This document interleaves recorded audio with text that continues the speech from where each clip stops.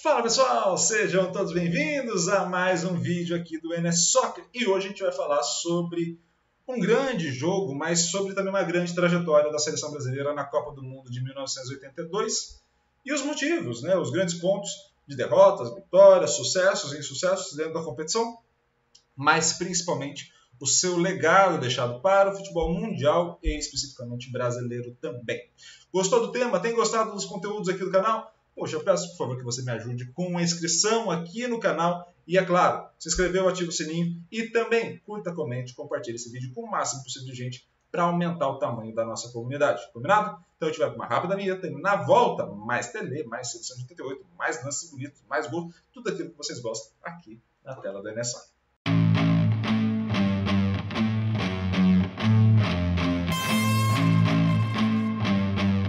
De volta, pessoal, já na tela com a campanha de 82 do Brasil, para a gente traçar o contexto dos jogos que a gente vai ver. O Brasil, primeiro, vale ressaltar, à época a gente está falando de uma competição que tinha pontuação 2 para a vitória, pontuação 1 para o empate, pontuação 0 para a derrota, tá? Só para a gente entender alguns pontos aqui que são essenciais. A partir desse cenário que a gente vai entender as pontuações e também vai entender o contexto, a Copa do Mundo era formada por alguns grupos, tá? Então, era similar à primeira fase que a gente já está acostumado, 4 equipes, todas contra todas. Depois você tinha uma segunda formulação de grupo, Você tinha outros 2 grupos formados, com as 8 principais equipes da competição.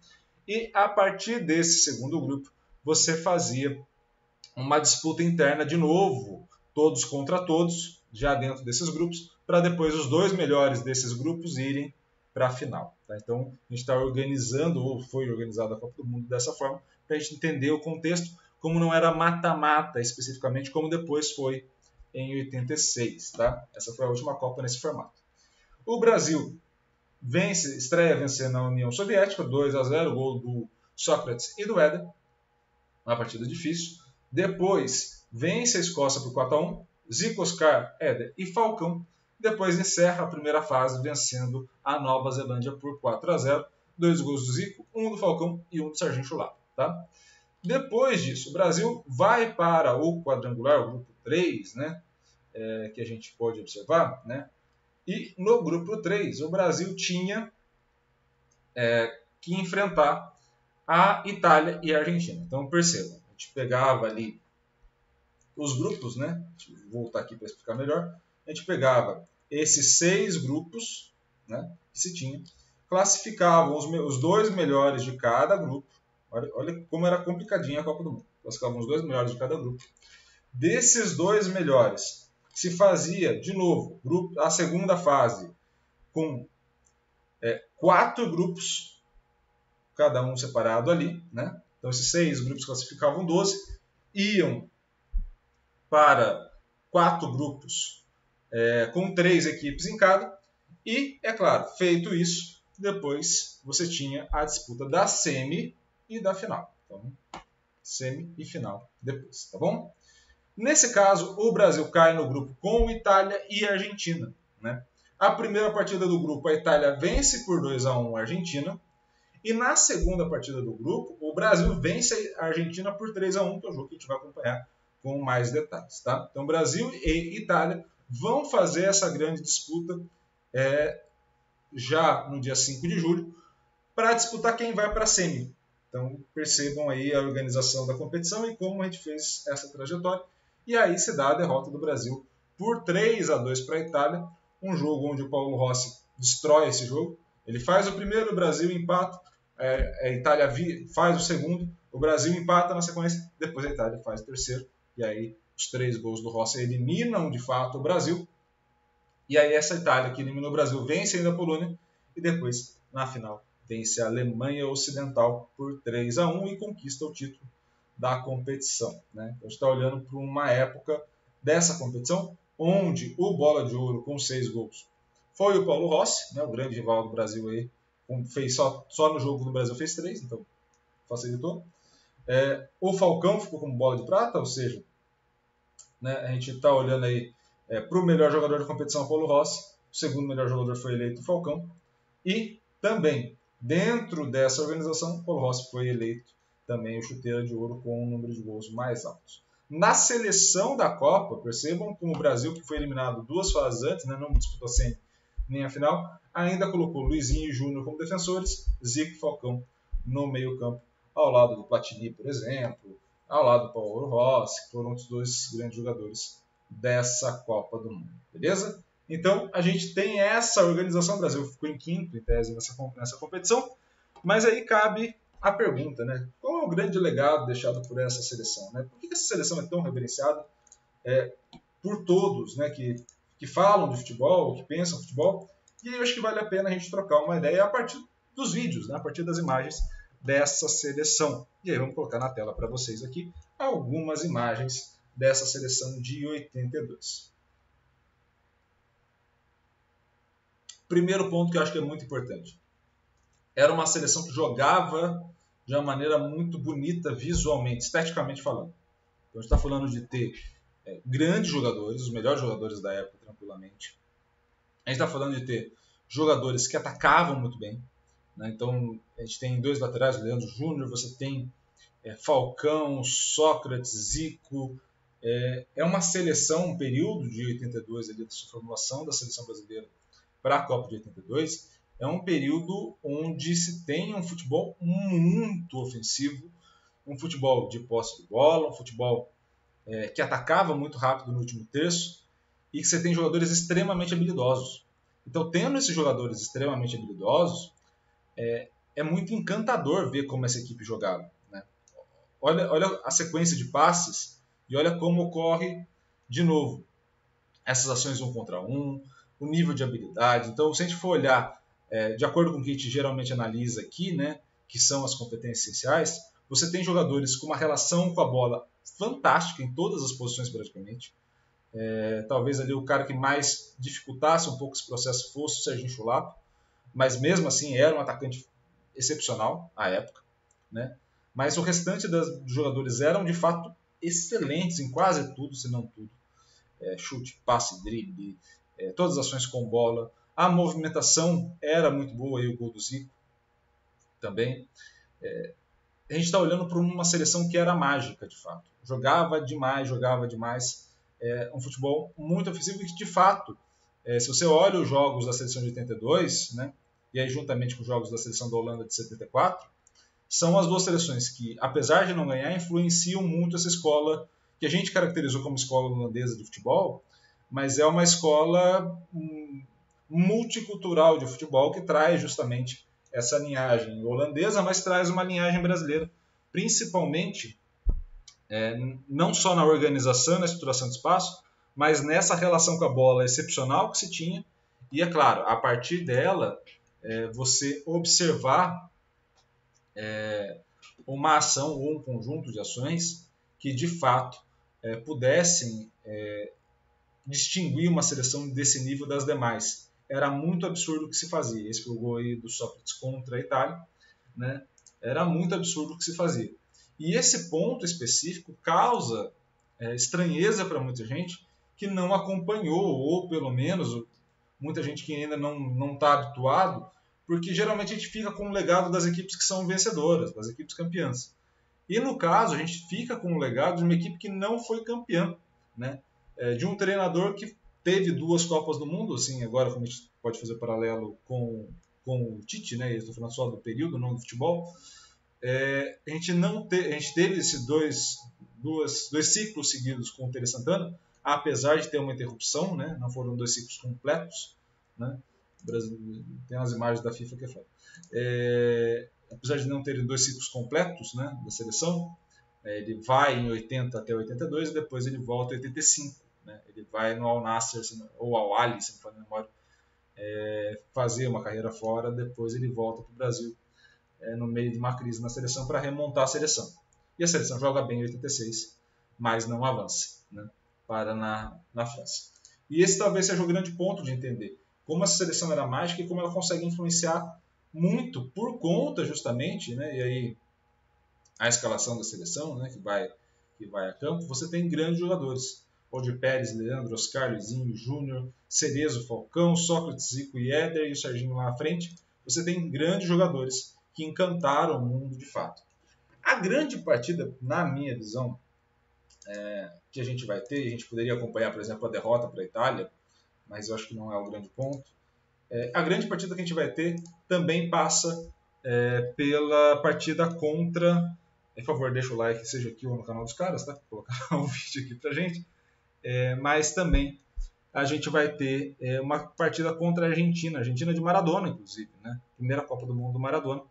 A gente está falando de uma Argentina que vem em 74 ainda não ter uma grande campanha, em 78 também acaba não tendo, acaba chegando à final, né? Acaba ganhando a competição, e aí sim vai ao Brasil e enfrenta o Brasil em 82 para fazer essa grande partida que o Brasil faz, o 3-1 em cima da Argentina, e percebam como essa equipe jogava bola.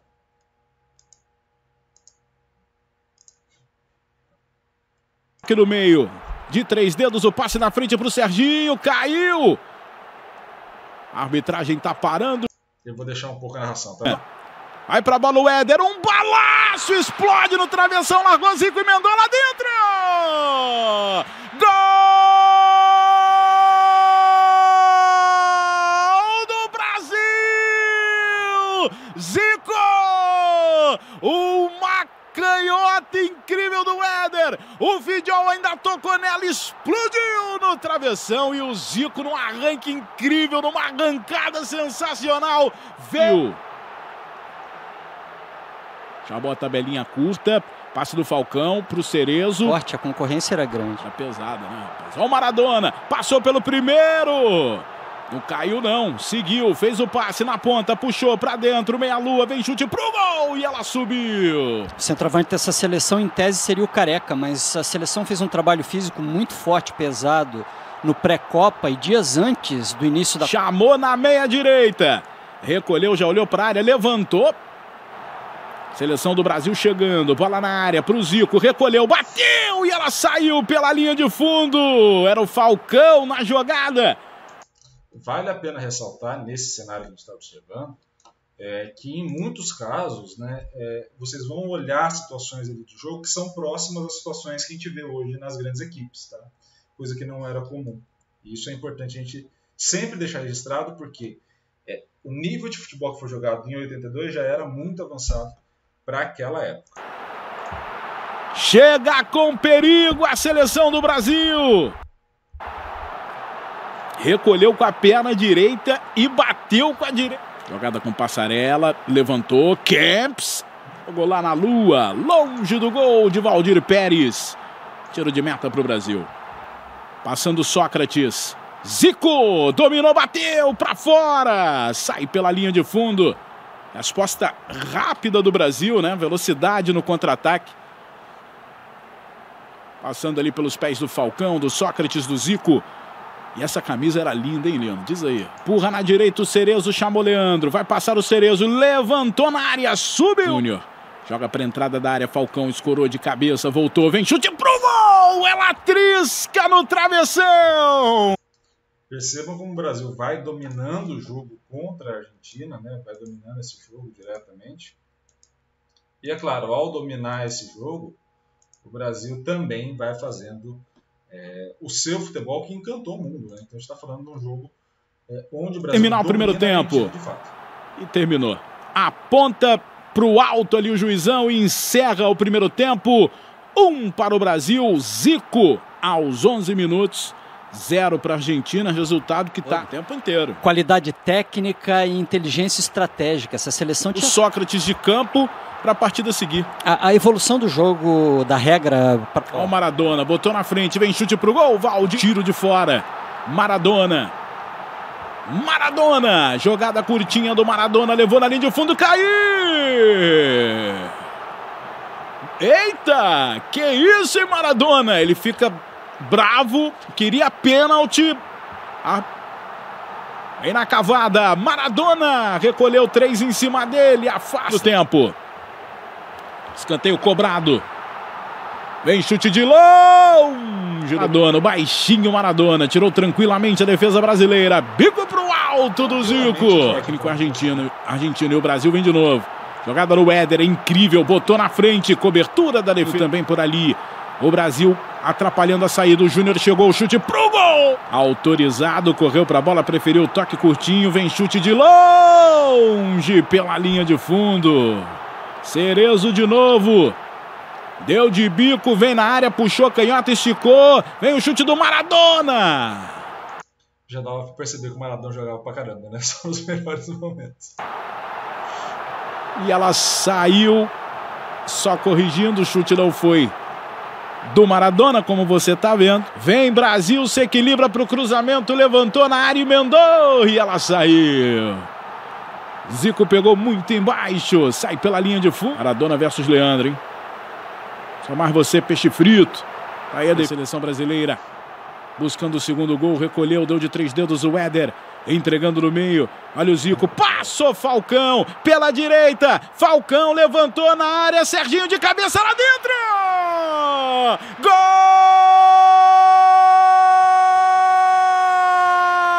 do Brasil! Serginho, numa jogada incrível, passando pelo Éder, de 3 dedos, tocou no meio, Zico viu Falcão passando, Falcão olhou para a área e quem estava lá? Serginho de cabeça, pimba, fundo no gol, o Brasil amplia contra a Argentina. Chegando de novo, toque de cabeça, afasta ali o Oscar, no rebote de canhota, Valdir. Aí o Maradona, 22 anos, puro talento, tocou para trás, emendou e ela sai à esquerda do Valdir Pérez. Tiro de meta para o Brasil. Transmitiu o jogo na Globo. Olha o Brasil, vai embora o Zico, derrubado, no rebote, o chute pro gol! Aí não valeu. Pegou a falta ali no Zico. Como é que tá, Fidiol? Como é que tá o coraçãozinho agora, hein, Fidiol? Correu pra bola, Zico bateu e ela subiu. Do mundo ficando pelo caminho. A Argentina ficando pelo caminho na Copa. Olha o Zico, botou o maestro na cara do gol lá dentro! Gol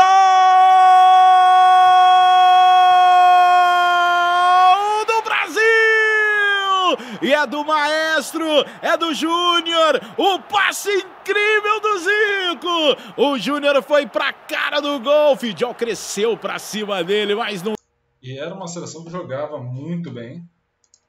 E principalmente, né, além de jogar muito bem, era uma seleção que tinha esse perfil, essa característica do futebol brasileiro, né? Aí só para deixar registrado ainda os melhores momentos, tinha o perfil do futebol brasileiro de jogar de forma muito ofensiva, de ter a posse da bola, de jogar rápido no último terço, de ter uma situação de 1 contra 1. Aí já uma chegada muito forte para variar, né? Brasil e Argentina. O grande ponto que fica, e é claro, ele vai deixar um legado de fato, é justamente nessa organização das equipes e nessa estruturação. A seleção brasileira fez algo, ou vem fazendo algo, que é muito acima da média, que é justamente conseguir alinhar esse bom futebol, essa posse de bola, essa pressão que se tinha, a um futebol que fosse eficiente, que convertesse isso em gol. Talvez o que faltou para essa seleção, e é natural que tenha faltado, né, seja justamente a capacidade de impedir os gols adversários contra grandes seleções. Né? Então, assim, você tinha uma organização muito alta para as ações com posse de bola, mas você tinha pouco retorno dos jogadores para as ações de defesa. Né? E isso, obviamente, foi dificultado. E é uma sensação que a gente tem, né, a gente fala muitas vezes isso, mas é uma sensação que a gente tem ainda hoje de grandes equipes. Né? A gente fala muitas vezes isso, desse processo de composição, de você atacar rápido os espaços. Então, assim, essa disputa entre diferentes escolas do futebol, de mais posse da bola, mais ataque rápido, contra-ataque ou algo do tipo, ela já vem de muito tempo. Né? A gente já viu isso da Holanda de 74, né? E a gente vai ver na semana que vem novamente a Alemanha de 74, né? A gente falou muito da Holanda, agora a gente vai falar da Alemanha. Mas é justamente isso. Essas escolas vão se enfrentando, essas ideias de jogo vão se enfrentando ao longo do período. Por vezes você vai ter ciclos vitoriosos da posse da bola, desse futebol mais ofensivo, da marcação-pressão, e por vezes você vai ter ciclos de vitória de equipes que jogam em bloco baixo. Tudo isso faz parte. Tudo isso depende muito da organização e dessa interação entre os jogadores. A vantagem do futebol é justamente essa, você poder contar essas diferentes histórias nessas perspectivas E, de novo, não é enaltecer uma e desmerecer a outra, mas é entender que essas histórias vão se enfrentar e você vai ter, ao longo desse período, vantagens ou desvantagens uma em relação à outra, de acordo com a demanda que o jogo está produzindo naquele momento. Talvez o Brasil tenha feito uma leitura não 100% boa contra a Itália, mas produziu jogos interessantíssimos. Talvez a Holanda 7-4 não tenha feito uma leitura adequada na final, mas produziu um futebol espetacular que deixou o seu legado até hoje. Então tudo que você está vendo aí na TV, quando você liga na ESPN, na Fox, no Sport TV, qualquer outra emissora que passe os jogos, né? Tudo isso que você está vendo, isso se deve a um histórico do futebol. E essa construção histórica vale a pena a gente ver aqui mais vezes para a gente entender de onde surgiram essas ideias e como elas são expostas hoje em dia também. Combinado?